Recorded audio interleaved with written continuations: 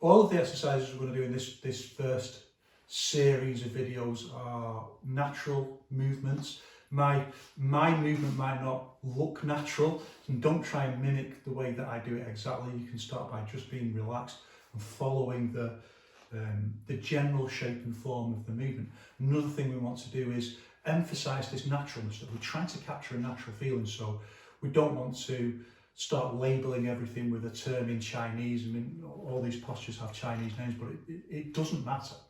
This is not cultural, it's natural. It comes from Chinese culture, but the feeling itself and the exercises themselves are natural, and you should just try and capture that natural feeling.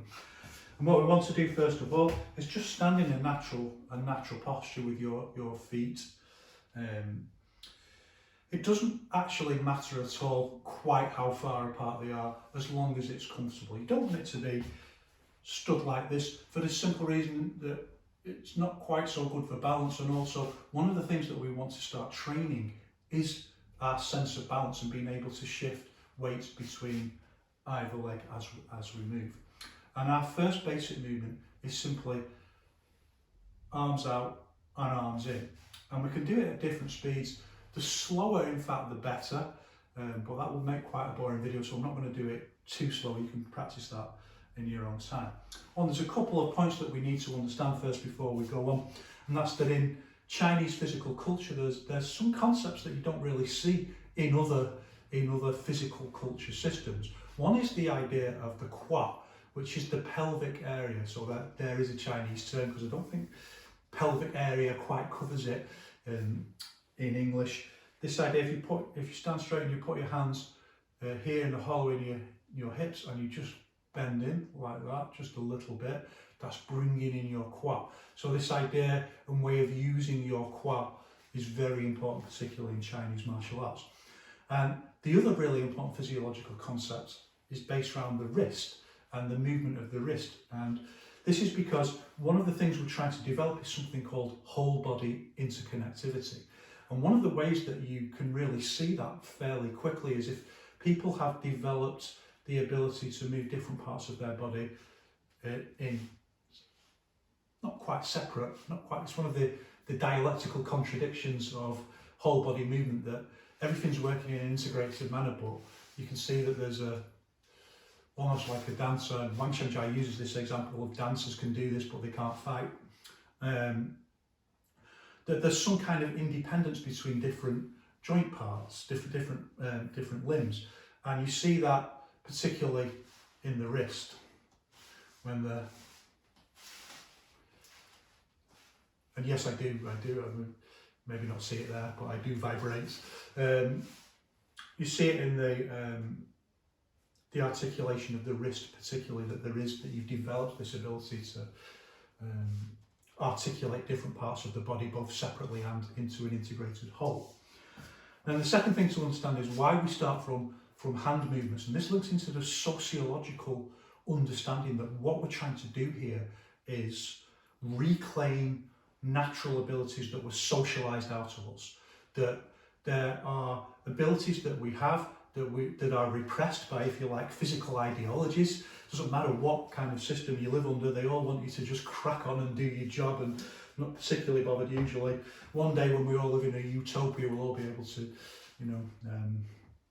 hopefully one day we'll all be able to just experience, and develop our full potential as human beings. But the systems we live under at the moment, they just want you to go out and do your job, and they don't really need you to use your body to its full potential. And let's face it, they'd rather you didn't.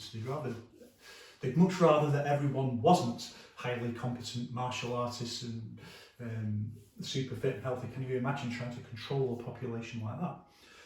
But one of the things that we are socialized into is using our hands. I know, not everyone's got hands, I know that, but for an able-bodied person who's in possession of all their limbs, we're socialized into using our hands for lots and lots of daily tasks. So our interconnection between our intention in our mind and our hands is very strong, so it's very useful to start from the hands.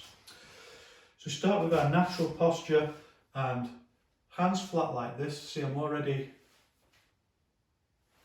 using this articulation between forearm and hand, because my hands are pointing forwards, and I want to keep my hands pointing forwards. And our movement is going to be very simple. The hands are just going to come out like this. And something you can notice is this finger sticking up here. I'm linking my intention. It's nothing magical. It's just a psychological phenomenon. If you think like, when you're in pain, your intention goes to a particular part of your body, or someone touches you and so on. It's the same kind of thing that we're trying to reproduce. So my middle finger here is guiding the posture out. And the second thing I want to do is I want to lean forward just a tiny little bit. So we don't do this. We don't go opposite like that. We go in line with the movement. And then the other thing I don't want to do is lean out too far. So when if you were going to push someone in a fight, it's very common to do that and lean forward. We don't actually want that. What we want to do is make the quad go in and shift to one side. That's how we get particularly in Yiquan, for a flat push like this, you have to go to one side like that and push, otherwise you go too far forward and you overbalance. We can use that. We want to capture something like that movement. And as you move the position of your feet and how far they are apart, that will adjust itself naturally. You'll begin to feel what is the right. You can't possibly say it's as simple as like shoulder width apart or hip width apart or anything like that. It's a natural feeling that's relative to you, and you might want to change it at some point. You might want to do much bigger movements in different postures. So we begin like this, hands here, this hollow in the quad, and we want to push out, and the more intention you can get in the movement, the more overall physical body movement there will be.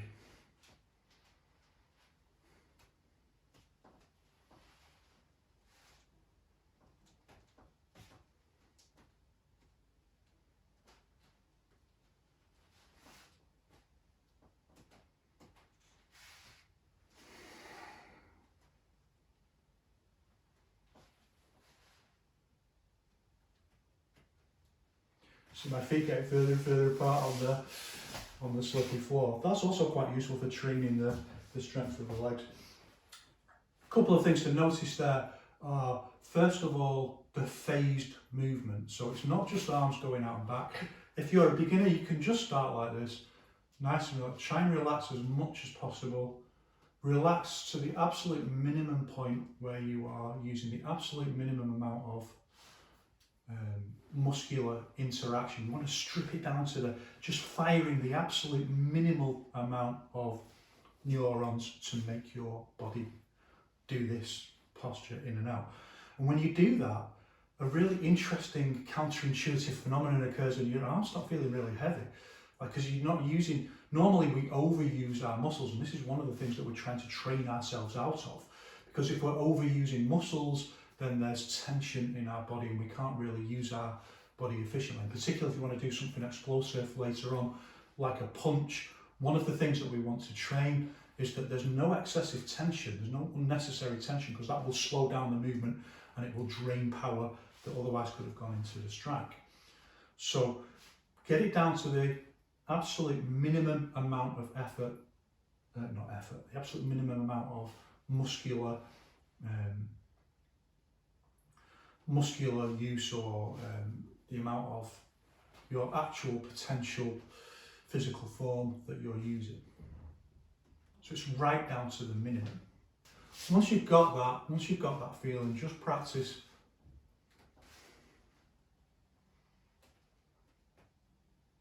nice and relaxed, and you can practice as you move forward, shifting your weight. Try and keep your hands on a plane, like they're just almost like they're on something like a greasy plane, and you're just bringing them forwards and backwards. And look, even if my body moves, this is my intentionality in my movement. This is why we call it intentional movement. Even if my body's moving,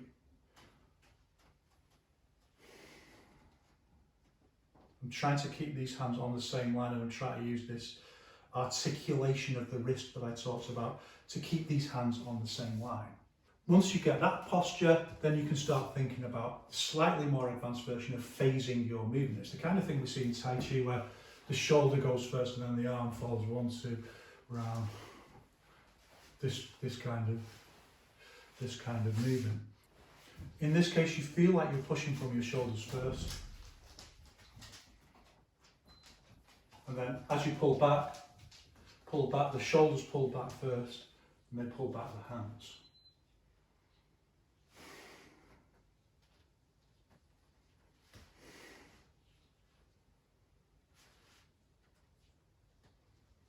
It's a very simple exercise. The trick is, however, even a very simple exercise can become a very advanced exercise.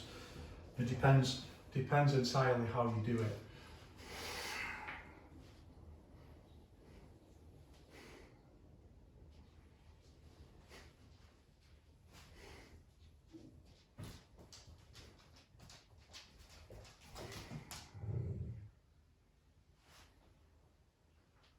The dog doesn't like it.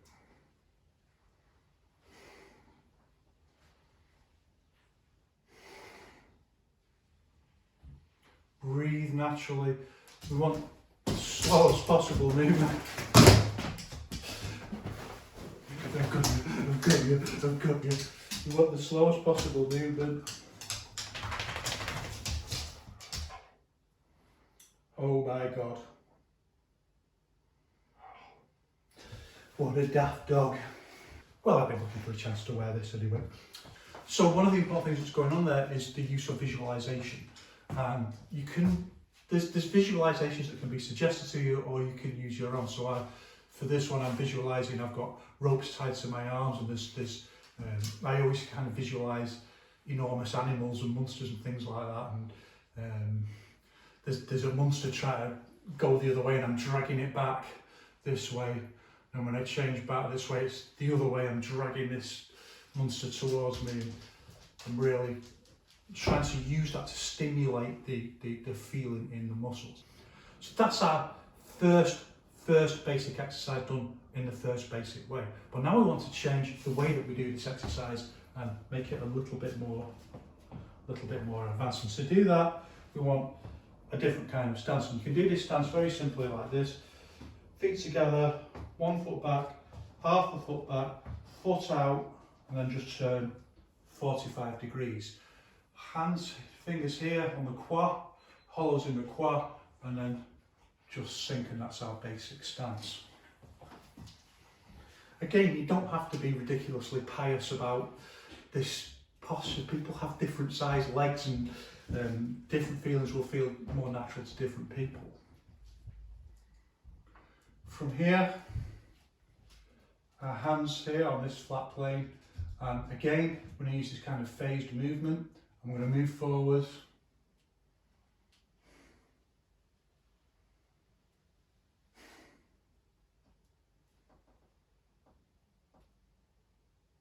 And remember to breathe completely naturally. Our idea is that the slower the movement, the better. You would go blue in the face if you tried to, for example, breathe out as you move out, or breathe in as you move back, like you do in some other kinds of martial arts. This system is different. It's based on natural physiology. So you can breathe naturally, but as Yao Zhongzun, very famous Yiquan master, says, what counts as breathing naturally changes depending on your mood, and sometimes you breathe much deeper, and sometimes you breathe more shallow, and sometimes you bring your breathing into a movement and then you go back into natural breathing. So natural breathing is a learned skill as well, even though that seems like a contradiction in terms. But for now, just breathe naturally, move naturally. Don't try and copy my movement exactly. You can just do very relaxed to start off. Just straightforward. And look, as I move back, there's a bit of a problem, particularly in Chinese martial arts, for example, when people are doing push hands and things like that, or when they move back with a posture, that they move back like this, and you'll see it all the time. It's a particular vice of previous generations of Yiquan, and in the way that I teach, this has been corrected by switching to the way that's done in Chen Tai Chi. And the way it's done in Chen Tai Chi is you don't move back like that. You move in like that. Your qua moves in, so you don't go back like that. I mean, it's obvious, isn't it? I mean, people can argue about it, but it's absolutely obvious. If you're doing something like push hands or okay, yeah, avoiding a punch, that's a different kind of thing.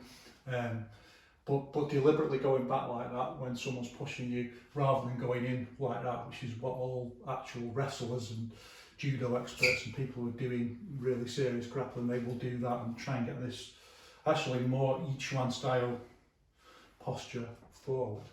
So as you come back, the qua sinks, and the legs are doing something very much like this that you would normally do in Tai Chi. It's this rotational movement this way. Don't you even think about it. Go on, treasure. So we can think about it on two levels. The basic level where we just want to go forwards and we want to go back, and that's absolutely fine to start with. And then for the more advanced practitioner, you're using this rotational movement. So for example here, look here, turn back and turn forward this way, turn back. As you turn back, as you turn forward, you use this to push the hands back, and then similarly to bring it. You're phasing the movement with your rotational footwork. You can see my stance is getting longer already, that's inevitable. So one, I'll do it this way so you can see my phase.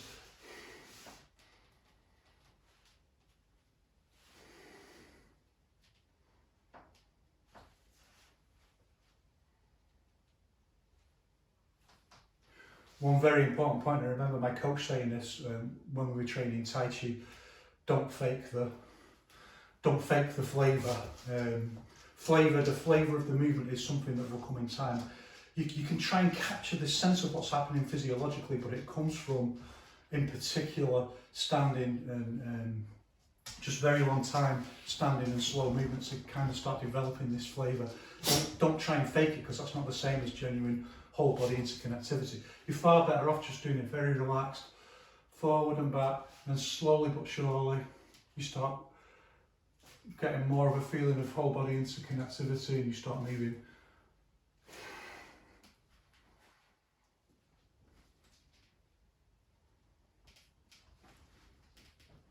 The other way.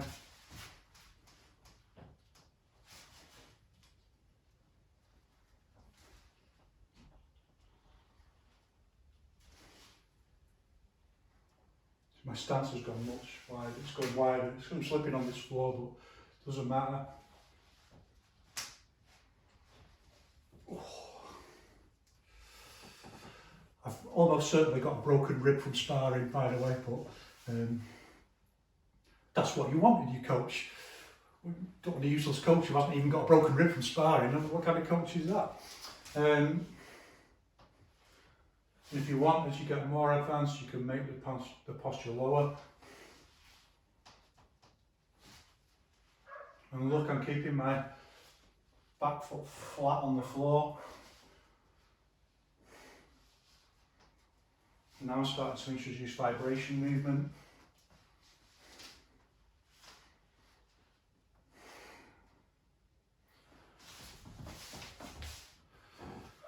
Another thing you can notice there, so I'm trying to demonstrate basic and advanced in one go. It's maybe not the best kind of pedagogy, but if you just remember, just try and do it simply, and then if you can, then you can start introducing the more advanced concepts. But one of the things that you could see there that I'm doing is sometimes just stop at a structural, it's what we call a lock point. It's the point where you would either hit someone or you would pull. You know, someone's got hold of you, you pull, and just for a moment, a split second moment, the structure locks in a certain point. It's really a split second. But we're going to come to that. We're going to come to that later on when we do slightly more advanced concepts. So bear with me with that. You'll see me do it sometimes in the movement. Now that we have our two basic ways of doing this, I'll make the other videos and exercises go a lot quicker as well, because I won't need to keep re-explaining it. Now that we have our two basic movements, one like this and one like this, the next thing we need to do is move move with it, start using our basic steps. So the basic step that we use is this kind of 1, 2, 1, 2, 1, 2. You don't have to practice it with a dog, but that really makes it much more fun. It's what we call a triangle step.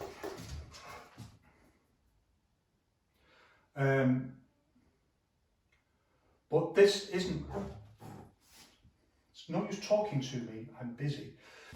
It's what we call friction step in Yiquan, and this is kind of misunderstood. Like, yes, it is footwork to use this, you know, and it's taught in all martial arts. Really, it's a really important concept in MMA. But when we practice it, what we call friction step, what we're trying to do is recreate the same kind of conditioning feeling that we have in what we call shili, slow movement with the arms. We're doing the same thing with the legs, and that's the point. And our basic exercise, normally when we step, if we step, it's absolutely fine to lift the feet quite far off the ground like that, and step quite naturally, lift the heel up first. And even in friction step, this is how it was originally taught by Wang Shanjai, where you lift the back heel up.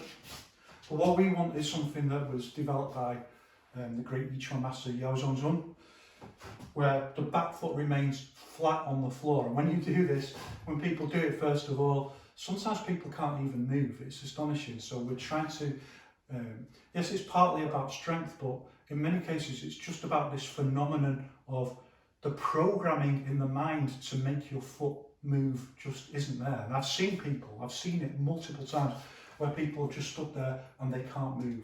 Because what I'm asking you to do is keep your foot completely flat on the floor all the way through the movement. So quack goes in, look, as we take the weight on the front leg, and then you start to move. Ooh, that broken rib. And the foot is just, well, you can hear it, it's just the absolute minimum necessary to move over the floor. It's one of the reasons why it's sometimes called friction stepping. So one, and you see different variations of this. So I'm not going to say, well, this is, I'll just say this is the correct way. Well, as your foot comes in, you don't have to raise up, but this is the most useful way. You raise up and then raise back down again, keeping the foot completely flat. And then again, using this circular posture, lift flat.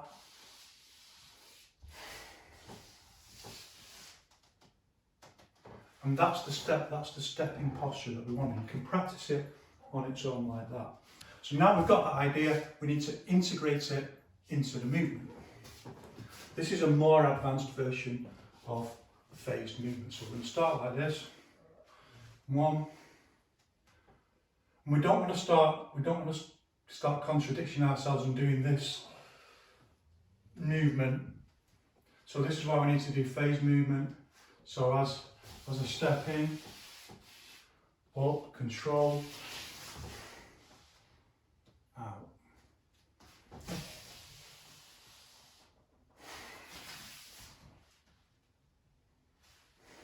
And the same back.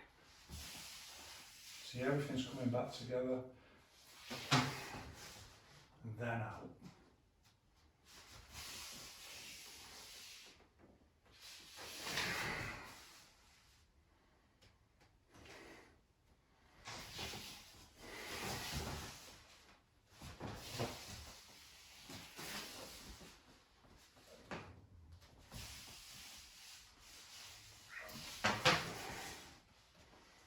So you'll see in my movement, so I talked about the idea that you can see advanced whole body interconnectivity in the, not only in the unity of movement that you can see in the,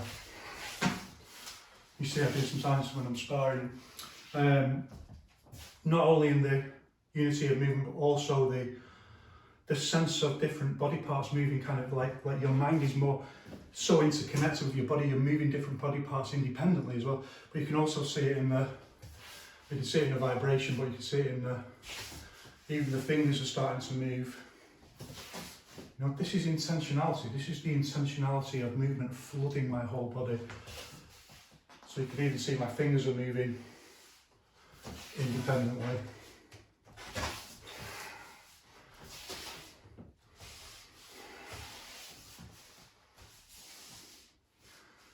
Once you get the movement with steps, then you can start playing with it a little bit, like I just started to do before.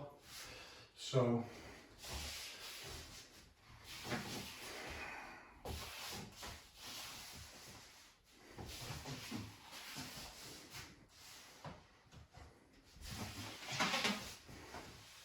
these are just variations, so doing smaller movements.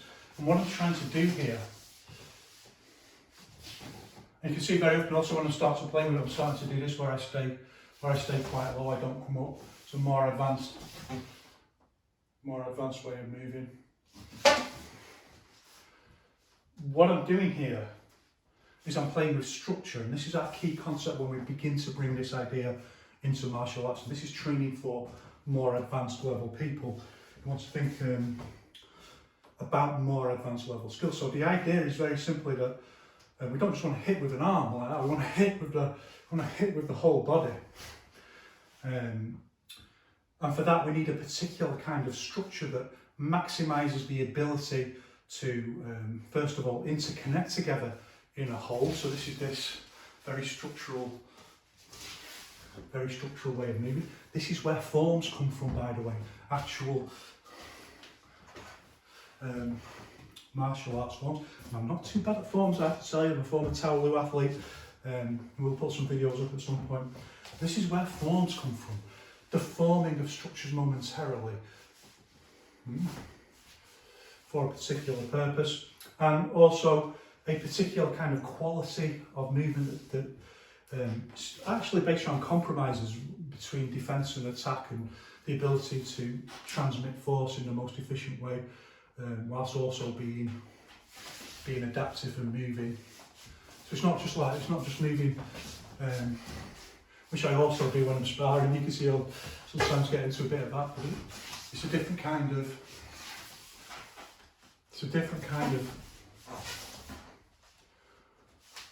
It's a cross between tension and relaxation.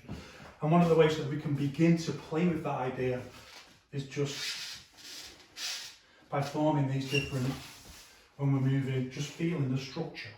And one of the things we're doing with structure is also working on the idea of rooting. So here, as I move forward, I'm pushing forward with the back foot. Here, as I pull back, I'm pulling back. Very straightforward, forward and backwards.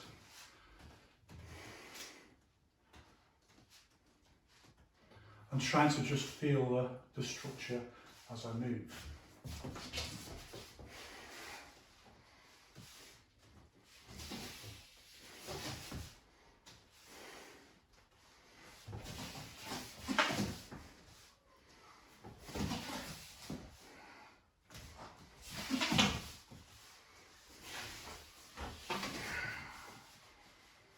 And you can see I'm also starting to then just add in some extra hand movements. As soon as you kind of get in the feeling, then just liberate yourself. These basic exercises aren't some kind of, they're not designed to go along with your chi meridians or something like that. They're just designed to develop an interconnection between mind and body. In fact, to erase that distinction and make you realise that the mind can extend and flood the body and expand. Your sense should even be like that your mind expands beyond your body, because eventually it's going to have to interact with another person. So filling the air around you. Then the hardest thing, a little bit counterintuitively, is once you start getting those feelings, or as you're playing with those ideas, if you want to really advance, you've got to take it down into slower and still movement. That's very hard training to do, and I think one of the important things in this idea, the idea I'm trying to get across here is you can start with movement. You don't have to start with stillness and slow movement. It's not necessary. You can build that in later. But it is necessary if you want to progress and achieve anything in Yiquan or advanced Chinese martial arts to do the stillness training. I don't believe, I can't see how it's possible because can't say it's impossible to explain, but just the understanding, the ability of the mind to interconnect with the body and begin to use structure just advances so quickly. And I know Yao Zhongzhun talks about this idea that some people want a shortcut and then eventually they realise actually standing is the shortcut. But nevertheless, we want to do some slow movements, and this is where you've really got to bring your concepts of intentional movement. And I should say actually, one of the really useful things about this kind of training is that sometimes you can just do it like you just haven't got it, you know. I do it sometimes and it's totally empty, it's just empty movement. But nevertheless, I still do it, I push through, I still do it. It's all data, it's all important data for the brain. And you push through and you do it anyway. And then when you've actually got advanced whole body interconnectivity, another really interesting thing happens that you can visualize the movement. Like you can lie in bed and you can visualize yourself moving, and you can feel, like the nerve endings firing as you move, and you can actually feel the movement in your mind, because after all, the feeling is in your mind. It's not in your arms, is it? It's all going on in your brain. And so we're beginning to learn about that interconnectivity when we do this kind of training. You may find yourself doing as I do, just like in your sleep, just what we call releasing. Yeah, causes a lot of problems. But we then take the movement and we start really slowing it down.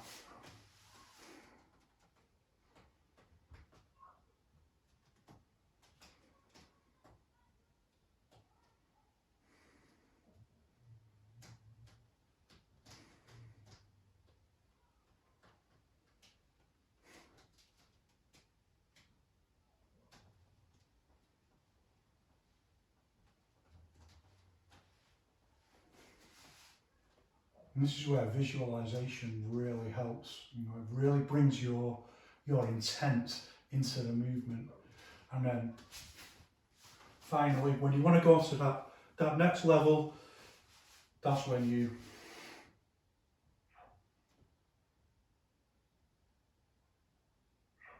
just bring your intent into stillness and you hold it. I'm going to tell you how long you need to hold it for. It's not about that, it's about the quality of the movement. That's our exercise number 1. Shouldn't need as much explaining in the next videos as we look at the next exercise.